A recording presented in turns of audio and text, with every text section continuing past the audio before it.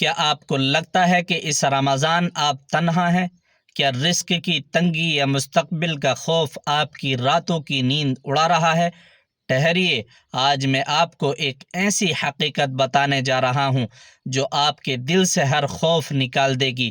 یہ قصہ ہے اللہ کے جلیل القدر نبی حضرت موسیٰ علیہ السلام کا، اور سمندر کی اس گہرائی کا جہاں روشنی بھی نہیں پہنچتی۔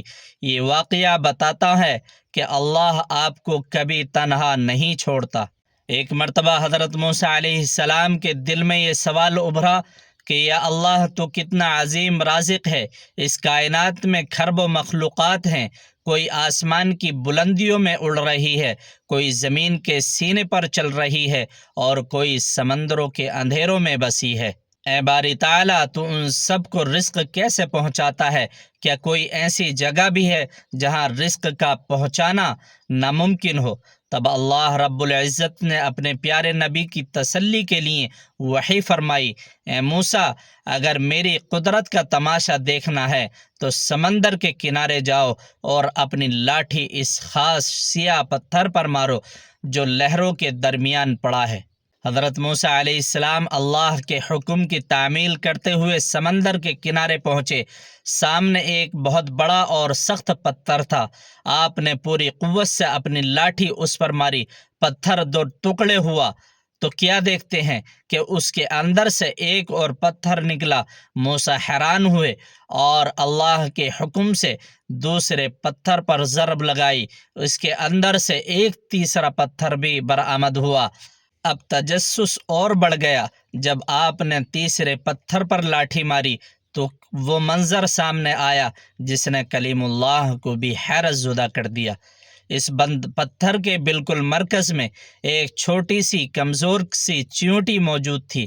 ذرا سوچئے میرے بھائیو، وہ جگہ جہاں نہ سورج کی روشنی جا سکتی تھی، نہ ہوا کا گزر تھا اور نہ پانی کا کوئی راستہ، وہاں وہ چونٹی زندہ تھی۔ صرف زندہ ہی نہیں تھی بلکہ اس کے منہ میں ایک سبز پتے کا ٹکڑا تھا جو اس کا رزق تھا۔ اللہ تعالیٰ نے اس لمحے حضرت موسیٰ علیہ السلام کی سماعتوں کو وہ طاقت دی کہ انہوں نے اس ننھی چونٹی کی آواز سنی۔ وہ چونٹی مسلسل ایک تسبیح پڑھ رہی تھی۔ اس کے الفاظ تھے، پاک ہے وہ ذات جو مجھے دیکھ رہی ہے، جو میرا مقام جانتی ہے، جو میری پکار سنتی ہے، اور جو اس بند پتھر کی تہوں میں بھی مجھے رزق دینا نہیں بھولتی۔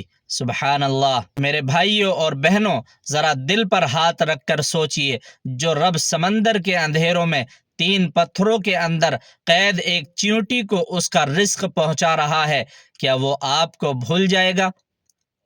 آپ تو اشرف المخلوقات ہیں، آپ تو اس کے محبوب کی امت میں ہیں، آپ تو رمضان کے روزے رکھ رہے ہیں، اور وہ رب آپ کی پریشانیوں سے بھی واقف ہے اور آپ کی ضرورتوں سے بھی۔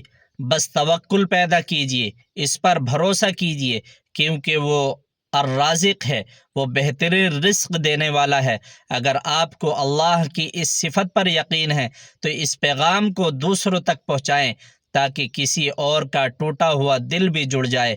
اگر یہ واقعہ آپ کو پسند آیا ہو تو اس واقعے کو لائک کریے گا اور چینل کو سبسکرائب ضرور کریے گا۔